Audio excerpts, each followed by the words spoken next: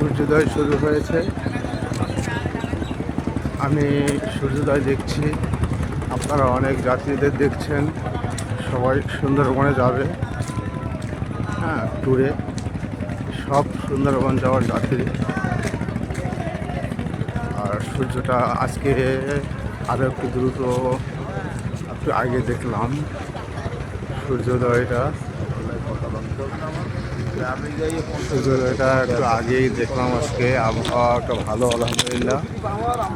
শীতটাও অনেক কমে গেছে এবং শীতও অনেক কমে গেছে।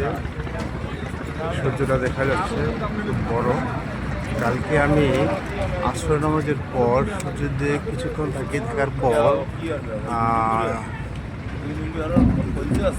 দেখতেছি একটা বুলুরে চোখের মধ্যে, হ্যাঁ, ঠিক বুলুরেটা গোল, সূর্যের মতন গোল, এটা চোখের মধ্যেই করছে। অনেকক্ষণ ছিল।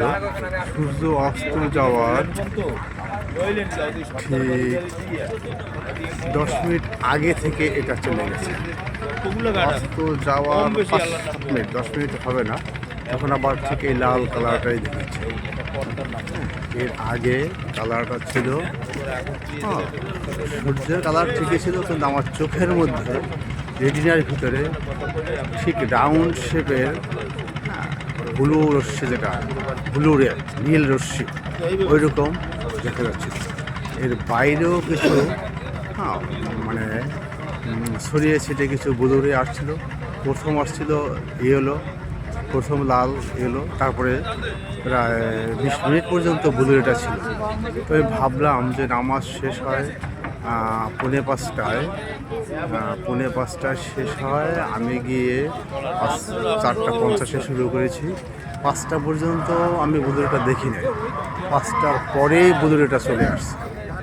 আমি তো আগে জীবনে কখনো চোখ থেকে এরকম আমি এটা পরীক্ষা চালাইনি। তো কালকে দেখে আমি আলহামদুলিল্লাহ আনন্দিত যে সত্যিকার ডক্টর জাহাঙ্গীর কবির সাহেব যে বুলুরের কথা বলে, এইটাই সেই বুলুরে, হ্যাঁ, যেটা রাতের ঘুমকে সুন্দর করে, হ্যাঁ, ডেল্টা স্লিপ আনয়ন করে। তো আপনারা আসরের নামাজ পড়ে গিয়ে ওই সময়টা সূর্যের দিকে তাকিয়ে থাকবেন, সূর্য অস্ত না যাওয়া পর্যন্ত, এবং খালি গায়ে গায়ে রোদ লাগাবেন। এরপর যখন রোদ চলে যাবে, সূর্যের দিকে শুধু তাকিয়ে থাকবেন।